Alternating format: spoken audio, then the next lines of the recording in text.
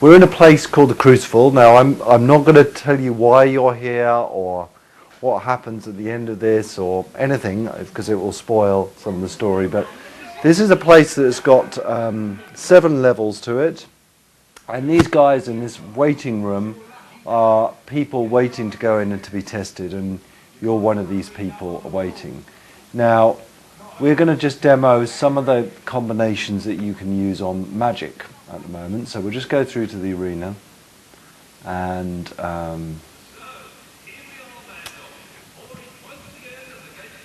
so we're going to have one fight taking place in here. These arenas get bigger and bigger. Let's just have a look at the magic setup that we've got at the moment. You pull that trigger, Sam. So we've got slow time on level 1, we've got blades on level 2, force push level 3, lightning level 4 and fireball level 5. Now what you're going to see is that to get to that level 5 slot, it takes some time to do. And that means we can use our magic to keep creatures away from us while we build up those big spells, because those top level spells are nuclear. So as you can see, the first thing that Sam's done is slow down a time. That's going to give him the time to just get himself in the right position. Now he's using the surround spell called Blades. He's now using Force Push to smash that one beetle. These are fairly low order creatures. He's switching to Gun there again to push them back. Notice how everything's pushed away from him at the moment. And then he's just able to build up to that level 4 spell. In comes the next wave, and this time let's try and get to level 5. Slow down time again, move out of the way of the creatures, and then trying to get up to this level 5 spell. You get triple the damage if you're hit while you're charging up a spell. That's the problem you've got. So it's tempting to think you can just build up a level 5 and just smash everything, but a single hit at level 5, look how that health bar went down there. Oh, and he just got a beetle on his head just at the last moment, keeping it away.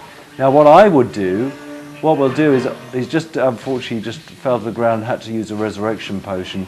What I would do is I'd change the combination at this moment and use a spell called either Chaos, let's do that now, go into the spell selector. So we'll just change the low order spell, the last 2 low order spell slots. Go back in there and do that combat again and see how it differs. So now he can just tap the button, and that will just confuse the enemies, just to give them enough time to run away again. He might think about putting Chaos on the top level spells.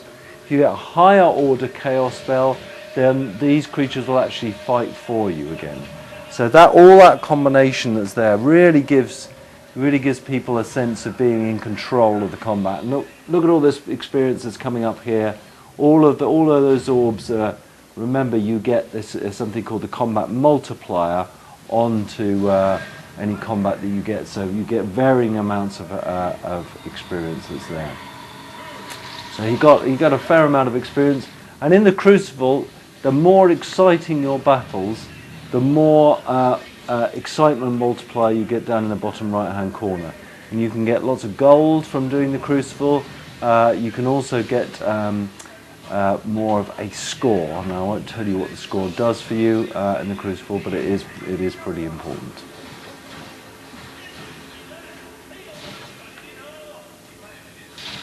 Take the last one out, got a pot of gold in the corner.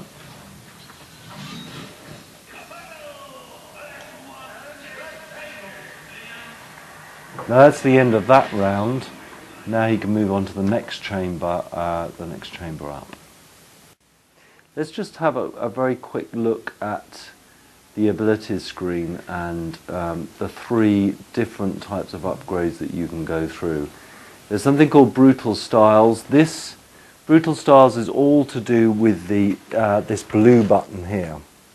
And the blue button controls swords, it also controls maces, and you've got 3 different basic things that you can power up. Now this is cheated, so we're pretty powerful in almost everything at the moment.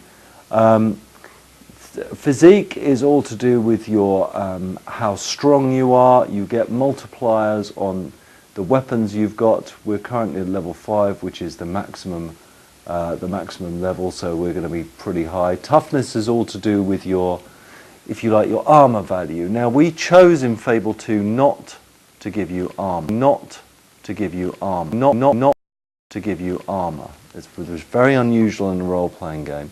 There's no armor because we wanted people to dress uniquely. It meant that in Fable 1 they had armor, and it meant everybody went for the same sort of armor. In Fable 2, you can wear anything from a dress to a pair of hot pants, and because it has no armor value, all of your armor is going through that. Then we've got skills. Skills is all to do with the yellow button. The more you unlock in the skills side, the better you'll be at using ranged weapons, whether that be crossbows or guns. We haven't powered ourselves up at all in what's called dexterous styles. So the first one of those is called roll, which allows you to roll out of the way of any ranged attacks on you. So I'm just going to power myself up there. You can always change your mind and discard your power up just in case you want to try something out. You can discard it again. You've got accuracy and you've got speed. Now these two are all to do with how well you fire those guns and crossbows.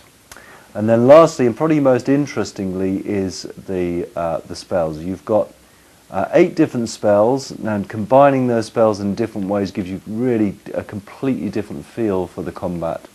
Now at the moment we're pretty high order because we've cheated, but each one of those is a different level of power in each one of those 5, and then what you can do is then you can assign the spells you've got to these 5 different levels, and each of those 5 levels take longer to charge up. Also, each of those 5 levels can be cast in a surround or it can be cast in a ranged. Then we can move to weapons. We have a ton of weapons. This is just a list of some of the weapons. There are hundreds and hundreds of weapons. You notice that some of the weapons have got these little green dots on the side. They are called slots, and they allow you to put in into those slots. You can add what's called augments. You can have fire augments, lightning augments. You can have an attractiveness augment. You can have a money augment. All of those allow you to sort of I'm not going to say craft, but you can start to use it. A rusty mace has 4 augments. You might be able to make even a low order weapon much higher order. And in addition to that, you've got ranged, 3 main types of ranged weapons: crossbows, pistols, and rifles. And each one of those have a very different feel to them. Rifles are much more about sniping. Pistols are much more about quick shots. Again, they can be augmented with any of those augments again. So all of this adds up to you creating your own sort of combat style.